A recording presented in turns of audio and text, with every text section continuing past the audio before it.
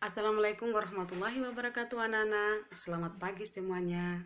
Alhamdulillah kita dipertemukan kembali ya di pagi hari ini dalam keadaan sehat-sehat walafiat.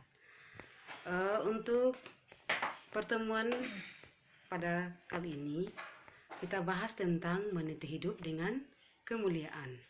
Terlebih dahulu kita lihat kembali latar belakangnya yang dimana Allah Subhanahu wa Ta'ala menurunkan Al-Quran supaya manusia membaca, memahami, dan menjadikan Al-Quran sebagai pedoman hidup, serta mengamalkan isi kandungannya dalam kehidupan sehari-hari. Dalam Quran Surat Al-Hujurat ayat 10 dibahas tentang kontrol diri atau biasa dikenal mujahad an-nafs, persaudaraan atau ukhuwah, sedangkan dalam Quran Surat Al-Hujurat ayat 12 diperintahkan menjauhi prasangka buruk atau biasa dikenal dengan suudzon. Oke, kita kembali kita membaca dalam Quran Surat Al-Hujurat ayat 10 sampai ayat 12. Namun tentunya kita lihat ada beberapa poin tertentu yang dimana dalam bacaan Quran Surat Al-Hujurat itu kita yang terpenting ialah kita perhatikan makhrajnya, panjang pendeknya, dan ketentuan tajwidnya. Dan jangan lupa membaca ta'awuz sebelum kita membaca Al-Quran tersebut. Dan selanjutnya, salah satu manfaat membaca Al-Quran adalah memperoleh kedamaian hati, mendapat petunjuk kebenaran dari Allah Subhanahu wa Ta'ala, dan mudah memahami pelajaran. Oke, sekarang kita membaca Quran Surat Al-Hujurat ayat 10. Bismillahirrohmanirrohim. Innamal mu'minuna ikhwatun fa'azlifu lihu baina akhawaikum wattaqullahu la'allakum turhamun. Dan kita kembali baca Quran Surat Al-Hujurat ayat 12. Bismillahirrahmanirrahim. Ya ayyuhallazina amanu jtanibu katsiran minaz-zani inna ba'daz-zani ismun wala tajassamu wala yaghtab ba'dukum ba'dan ayuhibbu hadukum ayyakulalah akhihi maitan fakarihtumu wattaqullah innallaha tawwabur rahim. Oke, kita kembali di analisis isi kandungan Quran Surat Al-Hujurat ayat 12 beserta asbabun nuzulnya. Oke, bisa kalian lihat ya.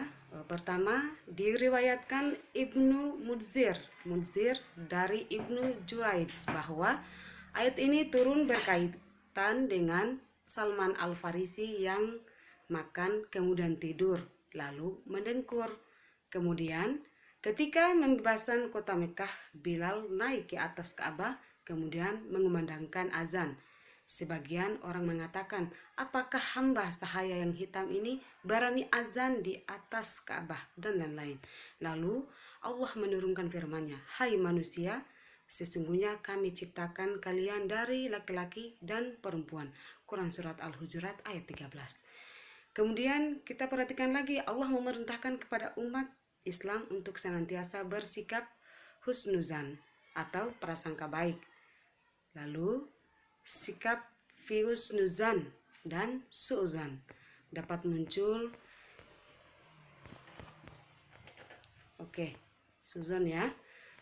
Selanjutnya untuk menumbuh kembangkan sikap husnuzan, umat Islam itu harus wajib mengembangkan sikap-sikap berikut ya.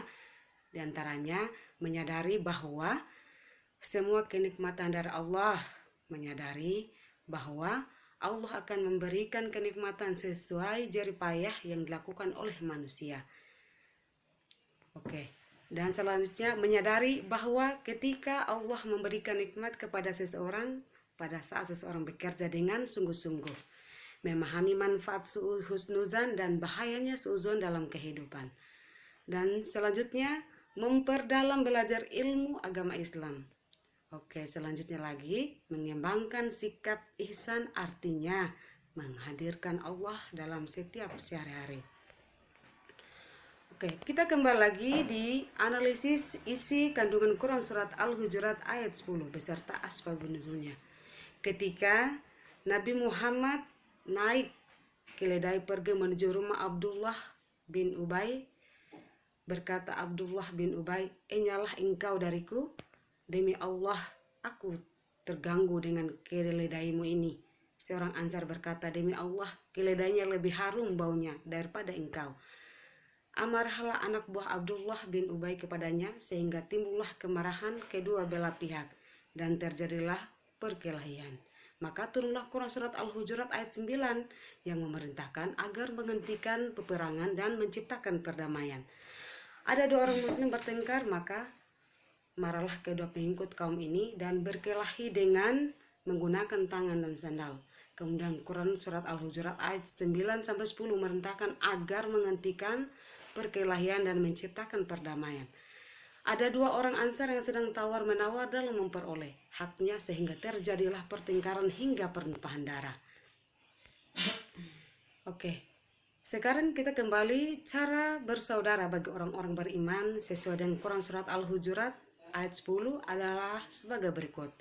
Kita kembali di situ tertera ada beberapa poin. Yang pertama, setiap orang yang beriman adalah saudara kita, sehingga kita wajib menghapus batas-batas perbedaan suku, ras, bahasa, budaya, bangsa, dan sejenisnya. Berikutnya, terhadap saudara kita wajib memenuhi hak-hak secara adil. Dan yang berikutnya lagi, bentuk menunaikan hak-hak sebagai saudara yang diumpamakan seperti satu tubuh adalah saling ikut dalam merasakan dalam kesenangan dan saling membantu dalam kesedihan. Dan berikutnya saling mendukung, membela, dan melindungi dalam urusan kemanusiaan. Dan selanjutnya lagi, terhadap saudara kita wajib saling membantu dan saling meringankan kesulitan. Oke, sekarang kita kembali di prasangka baik. Terdiri beberapa poin di situ. Yang pertama ialah suuzon, adalah perasaan penuh curiga terhadap orang lain. Hukum sifat suuzon ini adalah haram, maka harus dihindarkan. Dan berikutnya husnuzan, adalah perasaan baik terhadap orang lain. Sikap husnuzan dalam kehidupan sehari-hari karena Allah Subhanahu wa taala. Maka kita kembali lagi di berdasarkan hadis ya. Kita lihat ya, bisa dilihat ya, yang artinya aku selalu bersama prasangka hambaku terhadap diriku. Jika dia baik sangka kepadaku, maka ia mendapat apa yang ia sangka, dan jika ia buruk sangka kepadaku, maka ia akan mendapat apa yang ia sangka kepadaku. Hadis riwayat Tabrani dan Ibnu Hibban. Oke. Poin berikutnya kita bahas uhwa atau dikenal dengan persaudaraan, artinya persahabatan yang erat. Dan persaudaraan tidak berdasarkan pada keturunan, suku, bahasa, bentuk fisik, latar belakang, keluarga, kedudukan, dan derajat. Persaudaraan berdasarkan pada hati atau keimanan dan perilaku. Bisa kalian lihat ya, berdasarkan sabda Nabi SAW, yang artinya Rasulullah SAW bersabda, "Sesungguhnya Allah tidak melihat kepada rupa dan harta kalian, tetapi Allah melihat kepada hati dan amal kalian." Hadis riwayat Muslim. Oke, sekarang kita kembali di manfaat perilaku kontrol diri. Terdiri dari beberapa poin di situ. Oke, kita kembali di poin pertama. Di situ poin pertamanya terhindar dari perbuatan dosa. Kedua, terhindar dari hal-hal yang dapat merugikan diri sendiri dan orang lain, terhindar dari sifat egois, terhindar dari sifat sombong, menyehatkan rohani, manfaat perilaku prasangka baik, dan terhindar dari sikap iri dengki terhadap nikmat yang diperoleh orang lain. Hati menjadi lebih tenang, selalu berpikir positif, mudah bersaudara dengan orang lain, manfaat perilaku persaudaraan, dan dapat memperbanyak teman dan saudara, dapat menambah dan menjalin relasi yang lebih banyak lagi, dapat mempererat jalinan kekeluargaan dan persaudaraan sesama manusia. Oke, mungkin itulah pemaparan dari materi menit hidup dengan kemuliaan. Semoga apa yang kita bahas pada pertemuan kali ini dapat bermanfaat untuk kita semua. Saya ucapkan dengan pertemuan pada pagi hari ini dengan alhamdulillahirabbil alamin. Wassalamualaikum warahmatullahi wabarakatuh.